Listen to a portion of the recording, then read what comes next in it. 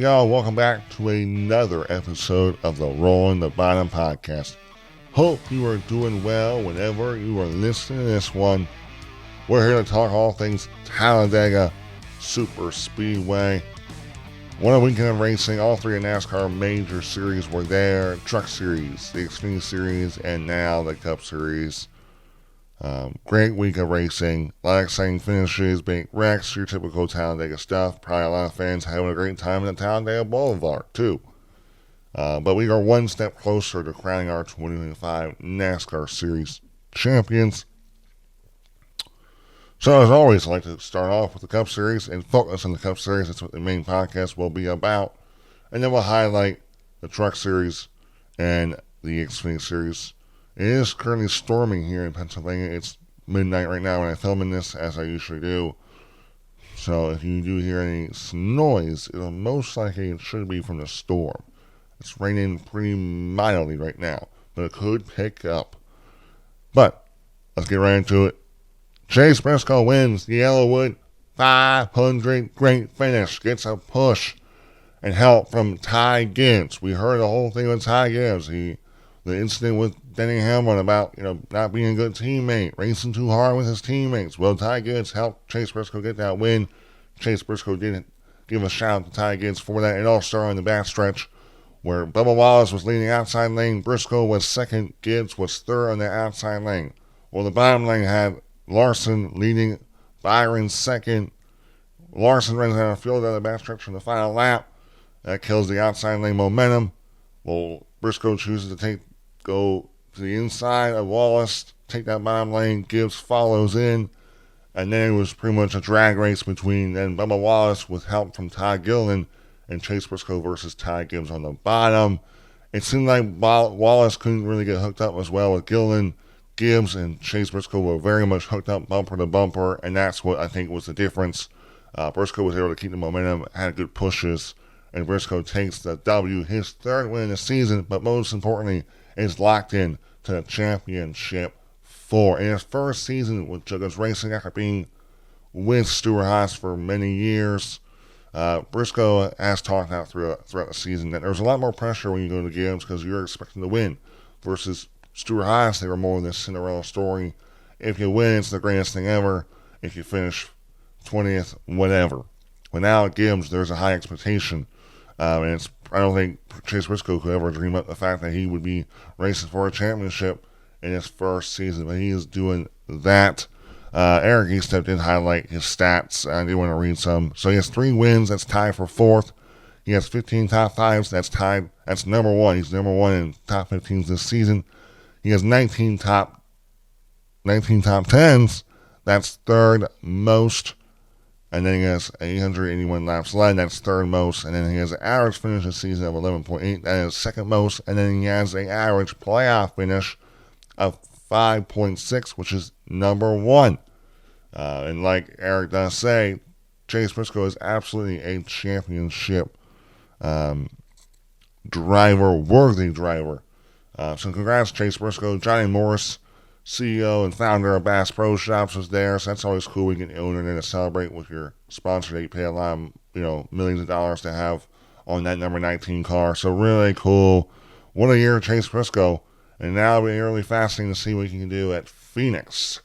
Now it'll be interesting to see. Hamlin got in there last week. Now Briscoe, after Briscoe got passed by Hamlin there a couple laps ago in Las Vegas. Now I do feel like Hamlin was the better car. He had newer tires than Briscoe. But I gotta feel good for Briscoe to get the win at Talladega, where who would have thought he would win at Talladega, right? We didn't think a playoff driver could win there, but a playoff driver did not winning and going to the championship floor because of winning at Talladega, which is still kind of wild to think about that. Chase Briscoe won at Talladega, and that's what's getting him a chance to go after a championship. So, like I said, congrats to Chase Briscoe. I don't know, some people would say that, Chase Briscoe has had the best average finish in the playoffs. So is he the favorite over Hamlin, his teammate, who's going to have, an extra week of prep?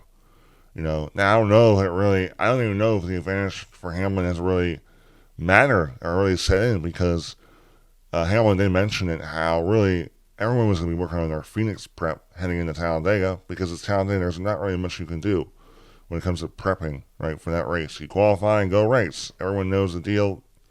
where, Martinsville would have been the week where you really put a lot of work in and not having to not having to worry about Martinsville is where you make that advantage and have extra time. So it'll be interesting to see. I think really you could either pick either Hamlin or Briscoe. Both going to be having a lot of momentum heading into the championship race at Phoenix. But we got to focus on the Hendrick cars mainly. Well, Chase Briscoe was involved in an early race wreck, not really his doing. We'll talk about him when it comes to the playoff standings. But really, at the end of this race, Hendrick was in control of this race. They were leading when the caution came out before the overtime restart. It was a bad push. Momentum, big push. Chris Buescher gets turned. Big hit there on the driver's side door, but luckily he was okay. Well, coming to the choose code, the Hendrick cars choose to take both top and bottom and control both lanes instead of, choosing to one, whoever's the leader chooses the lane and the second place car pushes them. They're going to race it out. Really coming to the white flag, they're both leading the bottom lane. Larson's leading. William Byron is pushing him. Larson runs out of gas. And then that just ended a Hendrick car's chance because Larson moving out, he went down below the line because he was running out of gas and he wanted to cause a wreck. Well, that gave space in front of William Byron. That's what allowed Briscoe to come down and take that bottom lane. Also Ty Gibbs. And that ended William Byron's chances of winning. But then William Byron made contact with a couple of guys. I don't remember from the replay who it all was, but he spins, ends up finishing. William Byron finishes 25th. Kyle Larson finishes 26th. I believe this is the first time a Hendrick Motorsports car has not finished in the top 24 since 2013. There was a stat I saw there. So just really a disastrous finish, but the whole Phil Miles thing with Larson, he was worried about if he was going to make it, so they thought he was good for maybe one, but he wasn't. And then William Byron, he just minded his business, coming to the checker flag, someone hits him, he spins in the bottom racetrack, nothing he can do about it. So really disappointing. It looked like Hendrick was going to win this race. One of those guys was going to win this race. They were fast, but now neither of them win this race, and now both of them, Larson's plus in the cut line, but Byron's minus. But all the drivers have been saying that it's pretty much a must-win for everyone below the cut line, so that really doesn't make anyone above the cut line safe unless you won. So just disappointing for the Hendrick cars, but I still don't I don't think really none of the drivers could have done anything because a lot of that was just situational. Crew chief Chris Daniels believes they could have made it. William Byron, just minding his business, gets contact. So we move on. Look, the finish of this race was awesome. This race overall was awesome. We got to talk about Penske cars now. I guess we'll talk about drivers individually, but we'll talk about the Penske cars. Ryan Blaney, Joey Logano, they were both in contention all day, all race. But I know some of them were Josh Berry was dealing with some gear oil issue, and I think Joey was also worried about that, the gear oil overheating. But they were both in contention, and they were up there, up front, going to battle it out, coming to the checker there. But they that bottom lane kind of got stalled out there, and the second lanes were working. So they were kind of mid-pack in the bottom lane and just kind of sitting there. And they were full in the gas, and there was cars in front of them that I guess were saving. It was a mix of there were some guys that were saving, some guys that were full throttle. It was a really fascinating race. That's what made this race and some of the racing really wild, with guys jostling positions, moving around, finding the runs. I'm surprised we didn't get more wrecks than what we did. But they would have still been. They were making some momentum there, coming in the front there, and they were in. I don't know where they were exactly at that moment, but their caution came out for Chris Buescher. Well, Logano, Blaney, they were going to be able to make it for an overtime restart, so they both pit. They start in the back, and they didn't have enough time to really make anything happen. Blaney finished 23rd, and we'll see here, Logano finished 16th. But let me be honest, Logano and Blaney both got big stage points. Blaney finished 4th, Logano finished 6th. Blaney finished 7th in Stage 2. Logano didn't get any stage points there. Mainly the reason Logano didn't get stage points in Stage 2 because he chose to stay out, and there was a caution, and he didn't pit yet. Everyone else did, so he had to pit. Everyone else stayed on the racetrack. But overall, the Penske cars were fast. It just didn't work out in the way they needed to. The cautions didn't fall the way they needed to. And now both of them are going to be going to Martinsville in a must-win situation. We'll talk about the playoff standings when we get there. Blaney has won at Martinsville twice. Logano's been solid there. I still feel confident about Blaney being to go out there and compete. But I know Blaney kind of gave us a reality check that just because we won there back that year, it doesn't mean it's going to be the same outcome. It's a new year. People get better. Teams find something. So Blaney is definitely not guaranteed to win, of course. And I don't mean it that way, but I just know Blaney has just been fast. I mean, been the fastest car in the past 2 years there. So that'll be fascinating. I will do some shout-outs for some of these drivers. I guess we just can talk about the playoff guys, each person, each driver as a whole. So Chase Briscoe, we talked about him. He won. Hamlin won. Christopher Bell, plus 37 on the playoff cut line. Where did this guy finish? Bell finished 8th. Bell got, let's see what stage points he got. He finished 10th in Stage 1, and then he finished 5th in Stage 2, so he got a total of 6 stage points, finishes top 10. I mean, what more you want there? You got to feel good, knowing that you're also the highest in points at Martinsville, but the possibility of someone new winning is still high. And that's the thing I think right now is you have to look at this, is that, look, you have to look at Christopher Bell and Kyle Larson. They're literally separated by 1 point. So I think it's going to be a battle at Martinsville. It'll be a battle between Larson and Bell for that 3rd spot, who gets them in points. And then you'll have to worry about, like a Blaney or Elliott or Byron, who have all, now Elliott hasn't won in the Next Gen era, but Byron has won in the Next Gen era. Logano's won, not Logano. Blaney's won in the Next Gen era, so you have to worry about guys that have been good at Martinsville and not winning.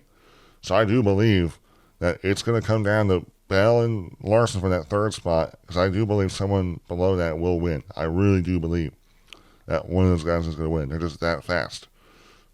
So it's going to be interesting, but at least for Bell, he's sitting pretty good on points. I would say if you don't get a new winner below them, he is going to make it to the championship 4. Keep going down the road. So Kyle Larson, we already talked about, we kind of talked about the way that race finished for him.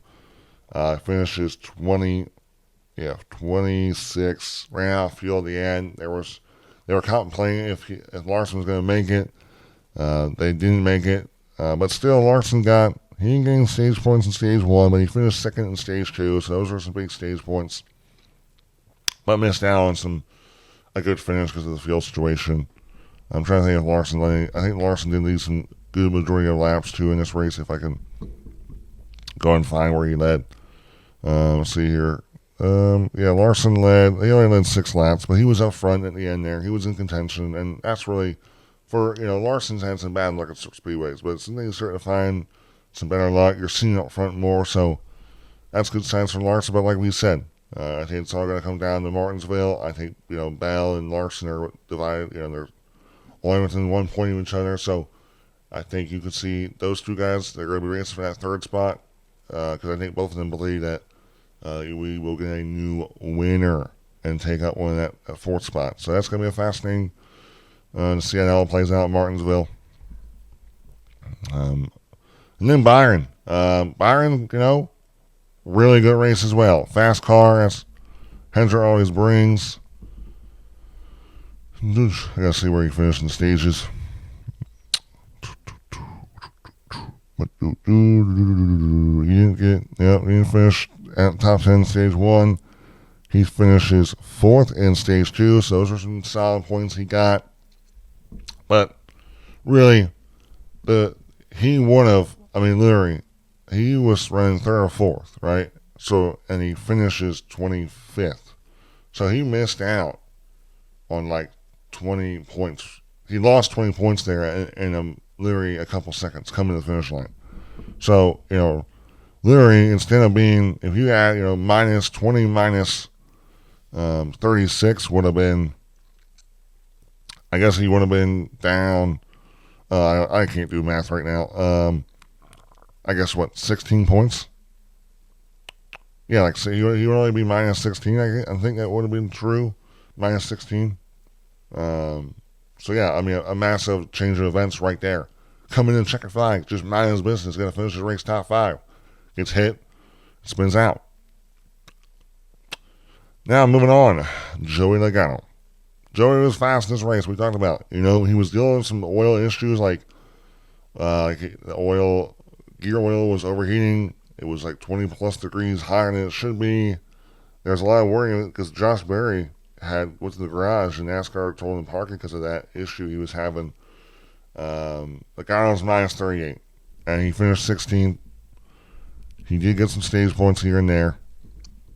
I like where he got. Yeah, well, he finished 6th in stage 1. Didn't get in stage 1, stage 2 because he stayed out there and there was caution. He didn't pit yet. Everyone else did. So missed out on stage points there.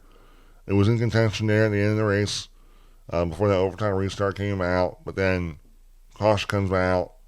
They have to pay for fuel. They weren't going to make it through that overtime. And then they didn't have enough laps to try to make it to the front and make something of that. So that's why Logano is going to be going to Martinsville minus 3 in a must-win situation, I would say, unless the guys in front of him just have a colossal day.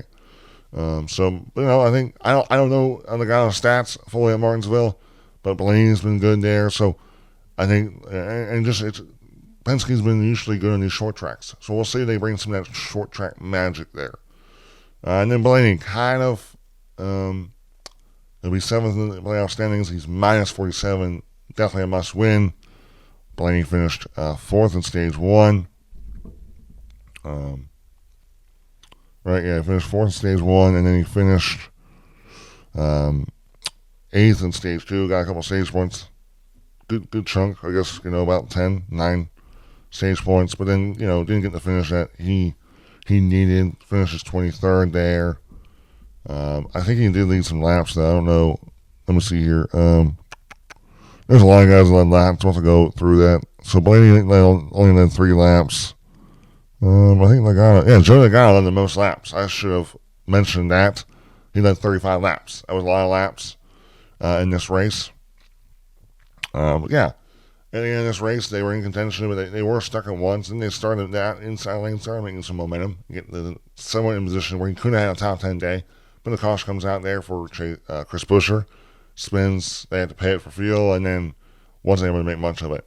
But look, like I was talking about, I believe Blaney is going to be the favorite going into Martinsville. Now, I know Blaney is humbling us and realizing it's not that easy. Everyone gets better every year you go around. Teams get better, they find something. So it's no cakewalk. But he did win. He's won the past 2 years. He's won the Xfinity 500 the past 2 years, and I believe Penske and mainly Blaney are going to have a car that's capable of winning. Keep going down the field here. And then last guy, Chase Elliott, minus 62. He was involved in a massive crash in stage 1. It all started where Eric Jones gave Noah Gragson a bad push. Gragson gets turned down towards one car. It was a big hit. There was some massive hits there, mainly Justin Haley. Scary, scary stuff, luckily. And even A.J. Allmendinger, he got contact. One passenger side in the wall. Smoke, flames, the wind got knocked out of him. There was a video of A.J. Allmendinger. They're just laying near his car and there's still smoke coming out of it. So he really took a shot. It was Gragson was involved, Justin Haley was involved, Austin Dillon was involved, Ricky Stenhouse Jr. was involved, Eric Jones was involved, A.J. Allmendinger, Chase Elliott, Chris Buescher was involved, but not enough damage to end him. Austin Cindric was involved. That was a guy that Penske lost. A pusher they lost. I think Cindric was also another guy that was really, really good at pushing, really fast. Could have been maybe a factor that Penske could have used, but when he got wrecked out, that took away one of Penske's helpers. And then, back to Chase Elliott. Chase Elliott's going to have to win. There's not much more to say. He was leading late at Martinsville until he got past there, and then he kind of fell off at the end there. So Chase is Hendrick Motorsports is capable. They put a lot of emphasis in Martinsville. It means a lot to that organization. So I think you're going to see Hendrick's going to bring the best they can for Chase Elliott, and now it's going to come down to Chase and their team executing.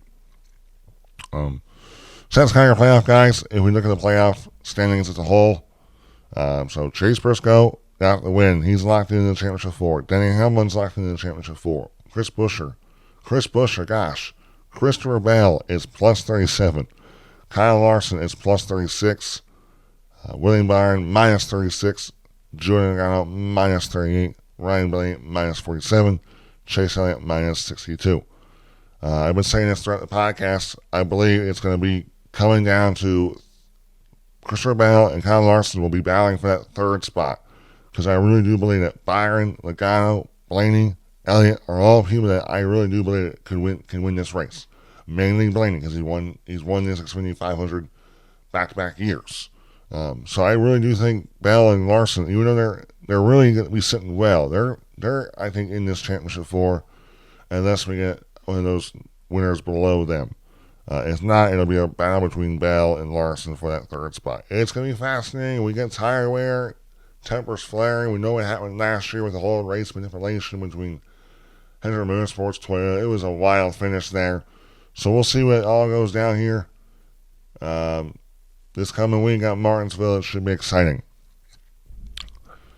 Overall, this Cup Series race at Talladega, and I do need to get to one guy then that I made sure I was going to talk about him.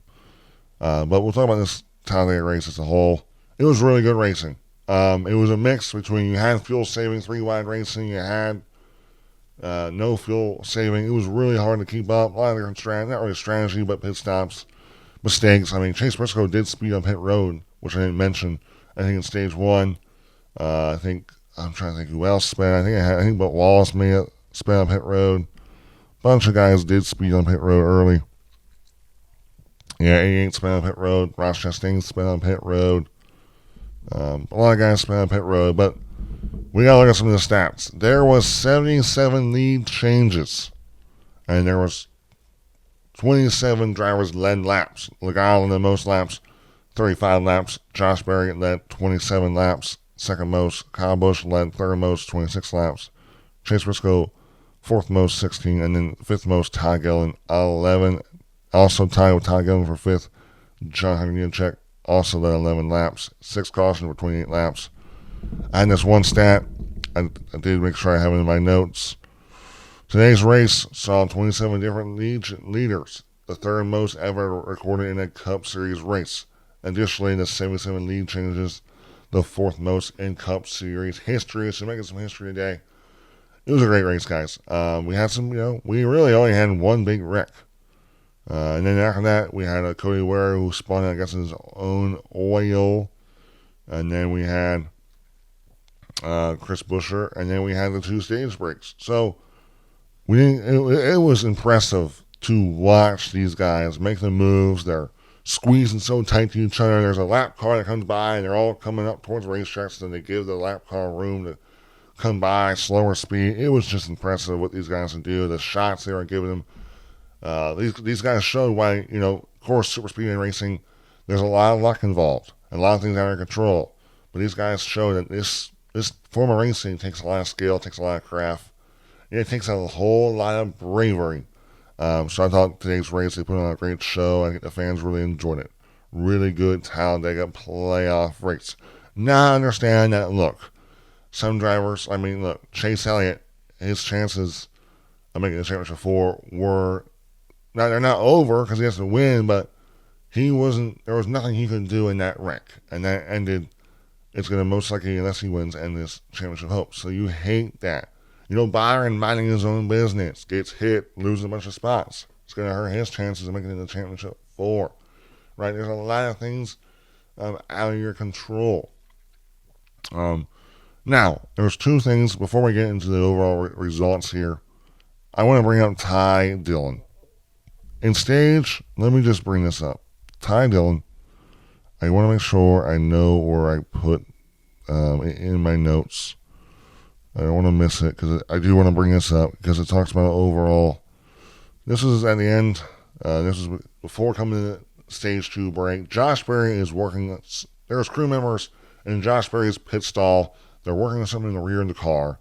And for some reason, Ty Dillon, pulling out his pit stop, pretty much hits the tire in Josh Berry's stall just laying there, and also pushes the tire towards a crew member that's working his heads inside the rear of the wheel well in 21. And it was a scary situation. There's a guy watching that happen, the Jackman, who kind of throws his hand at the 10 car in frustration. And then on the radio, the 10 is blaming the 21 because the 21 was blocking the 10's pathway out. Literally, the 10 is going, pretty much the 10, I don't know the full rules, but the 10 is pretty much blaming the 21 for the 10 driving the 21's box. Doesn't make any sense. It to me was frustrating because this also has to do with the 10 car. They fired their spotter, Joe White, after the incident at Las Vegas. That was the whole miscommunication between the 10 and the 24. And 24 had no idea the 10 was pitting. And the 24 destroys the 10. And what made me more mad about the whole situation is the fact that Chris Rice on that same day on Sirius XM NASCAR radio said that that whole incident was not on the 10 car. It wasn't on the 10 car. That's what he said. It was a small clip I saw. But then a couple hours later, Joe White, not even calling racing. They didn't announce it. Joe White on social media said that he drove his one of the motorhome buses to Talladega and then got a call that he was fired. And then had to go get a rental car or Uber to go drive to the airport to leave. To me, that's embarrassing as an organization. That's how that you guys handle that. And then you guys are whining about Ty Dillon, your driver, driving in the 21's pit box when there's crew members, dangerous situation. I also heard about calling racing. They're going to lose their alliance to RCR. Not surprised they're losing their alliance to RCR because calling has a truck program that's Ram. Even though they said that they're going to keep the Ram and calling Cup Series deal with Chevy, they're going to put a big old wall. It'll be separate things. I don't think it didn't change Chevy's mind. Chevy's not going to be giving calling the support because I think we all know that calling is hoping to get that Cup Series Tier 1 support from Ram when Ram officially makes it to the Cup Series, which I think that's Ram's end goal here after joining, which they'll be joining the Craftsman Truck Series next season. But I hate the whole situation with calling, from the spotter to this little race incident on pit road, dangerous situation. I don't like the way that all was handled by calling. But that was my overall thoughts on that whole thing. But now, let's look at some of the finishers. I didn't want to bring up, I forgot to kind of talk about Denny Hamlin. But I want to highlight Ty Gillen. Ty Gillen ties his dad for the best finish at Front Row Motorsports, I believe, I guess Ty Gillen ties his dad's best finish in that 34. Was second. He led 11 laps. So great job by Ty Gillen. Kept the thing clean, ran well. Ty Gibbs finished third. Shout out to Ty Gibbs. We had the whole thing. The all-track stuff, the stuff from New Hampshire. Ty racing his teammates there in the playoffs too hard. It looks like Ty learned something from that and helped push the teammate to the championship race. So good for Ty. Wallace finished fourth, was right there. Second car, just didn't have the help. Gillen couldn't, hook up with Bubba as well. Fifth, Cole Custer. Sixth, Carson Osavar. Seventh, Tyler Rennick. Eighth, Christopher Bell. Zane Smith, ninth. Bragazowski, 10th. Shane Van Gisberen, he was one of the guys that spun. Gisberen spun there on pit road because there was weepers. The weepers, they dried the track, but it rained before the race. The weepers, water was still coming up the racetrack. So you hate the fact that he spun out because of water. That really stinks. I want to give a shout out to Casey Mears, finishing 18th in that 66 for Carl Long, Garage 66. Good for him. That's really cool. Kyle Busch, who had, I think, the third most laps, 19th. Good finish for him. Ty Dillon, that we talked about. finished 20th. Anthony Alfredo, 962 for Beard Motorsports. 21st, Hill, 22nd. And then 24th, Denningham. We got to talk about Denningham. He was in contention in this race, ran in the back for a little bit in stage 1, and he worked his way to the front there in stage 3 and was racing hard. I don't think Hamlin was really trying to risk any, chance of getting a big one, injuring himself from a big hit. But what was really interesting is, look, Hamlin's in the championship race. But he was having issues. His throttle was hanging, meaning when a throttle hangs, there's nothing Hamlin can do to stop the throttle from, it's engaging. And there's nothing Hamlin can do. It's putting power down without Hamlin actually hitting the gas. And Hamlin's dealt with a lot of issues, power steering, shifting issues where he can't get the thing in first gear. He has to over-rev the engine, hurt the transmission. He's in his race there. Power steering at Kansas. You cannot be, this is the only thing that can kill the whole minimum of 11 is a mechanical issue. Something the team cannot control because that's all being worked on at the shop. But Hamlin did say they went on that down because they were looking at that issue.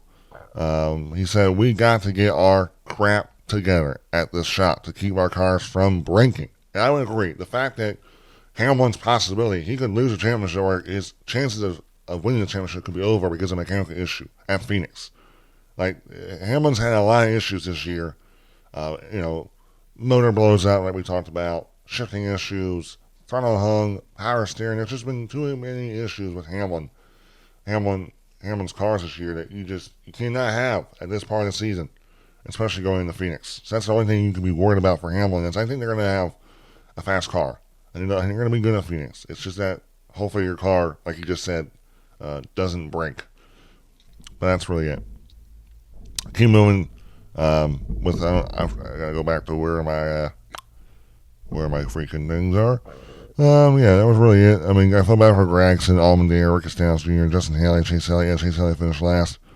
Riley Herbst. Yeah, a lot of guys below Hamlin all had issues or wrecks. But yeah, that's really the Cup Series race. I'm excited for Martinsville. I'll have some news there to share about Martinsville. But now, I don't want to just hide in this Fingers race. I've been talking for a long time. My mouth's kind of getting tired.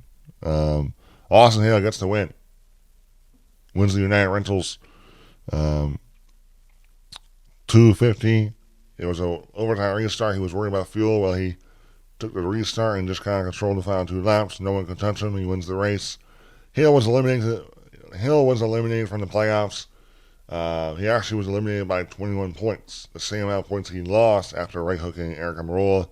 A brand new rule: if you are suspended for a non-medical or a birth of a child, you lose all your playoff points. Hill was suspended because of right hooking Eric Almirola. You cannot do that. That's way too dangerous. NASCAR took away his 21 playoff points.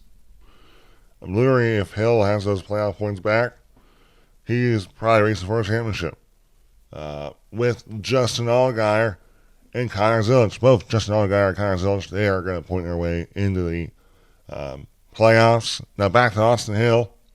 Austin Hill is in the playoffs on owner points, same as Eric Almirola. Eric Almirola won last week. So I guess I would believe that Justin Allgaier, Connor Zilisch, Eric Almirola, and Austin Hill will be racing for the owner points championship, unless Connor Zilisch and Justin Allgaier and the guys below them can output them in the owner points, which I don't think they can, because I don't think they've not even none of the guys below Allgaier and Zilisch have even won the same amount of races as them. But Carson Cuomo finished second, playoff driver third. Justin Allgaier, keep going here. Connor Zilisch finished 23rd, playoff driver. Eric Almirola 24th. He is a playoff driver in the owner points. But then, Sheldon Creed and Sam Mayer were all involved in accidents. There were some big, massive crashes, and I think we won in stage 1 with Sheldon Creed and Sam Mayer, two of the Stuart Haas cars, not Stuart Haas, Haas factory team cars. Coming on 2 laps ago, Almirola took a big, massive shot. He had a bruised foot, he said, big hits, some massive crashes throughout this week, this race. But now it all comes down to Martinsville, and Zilisch, Allgaier, they are advanced in going to be racing for a championship. Now there's only 2 spots left. Jesse Love had a great day in this race, I would say. Jesse Love had a great race. He's currently plus 40 to the cut line. Carson Kvapil has not won a race this year, but I've said this in the past. He's had a really, really consistent season, finishing 11th. And then Sammy Smith, minus 11th. Brandon Jones, minus 20. Sam Mayer, minus 22nd. And then Sean Creed, minus 41. I don't know how you look at this. I think, Love, you're feeling really, really good, because I don't think Kvapil could catch you in points. So I think Love could be sitting really well, unless you get a new winner. But still, I still feel like, Sammy Smith is well with an capability of pulling himself in and outpulling host Kvapil. But then if both of those guys have a bad day, you could see Brandon Jones only 20 points back. Martinsville is going to be chaos. The spring race was chaos. It was embarrassing, I guess, but it was entertaining, of course. Bunch of just carnage. So we'll see what this race has in store, with so much on the line and just people saying, I don't give a crap. I have 2 races left this season. I'm going to go race some heck and lay it down. So I think it's going to be very chaos, very crazy. Sheldon Creed is probably the only one that really isn't a must win and really has no way of putting himself in. So I expect Sheldon Creed to just be thinking about winning and using that bumper a lot. But it's going to be exciting to see Martinsville and Xfinity. They always put on a very entertaining show. Is it a good show? I wouldn't say it's a good show. Is it good for the sport? I wouldn't say so, but it sure as heck is entertaining. But yeah, that really, overall, really good race. Truck Series, Giovanni Ruggiero gets his first career Craftsman Truck Series win. Congratulations, with the help and push from Corey Heim. Congrats to Gio. He's 19 years old, very young, very talented. There's a reason he's in that truck at such a young age. So to get that win at Talladega, I mean, it doesn't really, it's Talladega. Anyone could have, it doesn't, like I said, it's a lot under control, but Gio kept that truck clean, staying out of the trouble, took home the W. Corey Heim, already locked in, finished second. Ty Majeski, third. Lane Riggs, fifth. Tyler Ingram, sixth. Playoff driver, Rob Tuckeroo, ninth playoff driver. 10th, Kane Honeycutt, playoff driver. And then Daniel Hemrick and Grant Fair both had issues. Daniel Hemrick was just minding his business, and then the one truck isn't the one truck? Yeah, the one truck. Wasn't the one truck? I think it was. No, the 5 truck of Tony Brynair was just slowing up on turn 3 and 4, and then the 19 truck ran in the back of the 5. It was a weird instance, but then Grant Fair was involved in early crash in stage 1. Zane Smith just pushed Grant Fair awkwardly and exited turn 4. You're not really supposed to turn or push trucks bumper to bumper in the turns. That's what gets the trucks or cars out of shape. And all Grant Fair had damage, and that ended Grant Fair's day. And now you look at the playoff standings. Corey Heim is locked in, but then Rod Tuckeroo plus 14, Tyler Ingram plus 8, Kane Honeycutt plus 5, Ty Majeski minus 5, Lane Riggs minus 6, Daniel Hemrick minus 32, and Grant Inkfinger minus 40. I think here I would say Hemrick, Inkfinger, it's must win. You don't really have a chance to get yourself pointed in there. It's good. As I expect those guys to be aggressive. Now, Daniel Hemrick did win at Martinsville earlier this year in the spring, so Hemrick has to feel a little bit of confidence going there. But then Lane Riggs and Ty Majeski, they're right there. They're right there. I mean, literally, all three. There's 3 spots opened up to make for that playoffs. It's not just 1 or 2. Raja only being plus 14 is not. You are nowhere near safe there, because I do believe that Lane Riggs could out-qualify Crew by a couple spots, and that really could change. Ty Majeski is a great, incredible short-track racer. I think Lane Riggs, Ty Majeski are probably up there as the top 2 best short-track racers. You could still probably throw Corey Heim in there because he's really good there as always. It's going to be really fascinating as well. And the Truck Series usually races can get pretty crazy, pretty wild as well. It'll be entertaining, of course. So I'm excited. And speaking of Martinsville and all the craziness, I will be there. I'll be covering the race weekend at Martinsville. Excited to be there for Truck Xfinity Cup. I love that track. It'll be the first time being there as a media member. It'll be really cool. I'm looking forward to getting a couple of hot dogs. I know a lot of people don't like the hot dogs. They call them, they think they're disgusting and whatnot. But I think they're freaking good and they're freaking cheap. And they're probably bad for you, of course. A red hot dog, like a pink hot dog, yeah, there's definitely something going on with that. But they're freaking good. They may look disgusting, but they're good. So I'm excited to be there. Cannot wait, get to ask questions. I'm getting more comfortable, more confident. It's just more natural to me. Now, another thing I want to bring up. I have been approved for a credential for Phoenix Raceway for the championship race. And if you're watching this far in, financially, I don't make money doing this yet. I hope one day I can make this into a career. A lot of it, I pay for.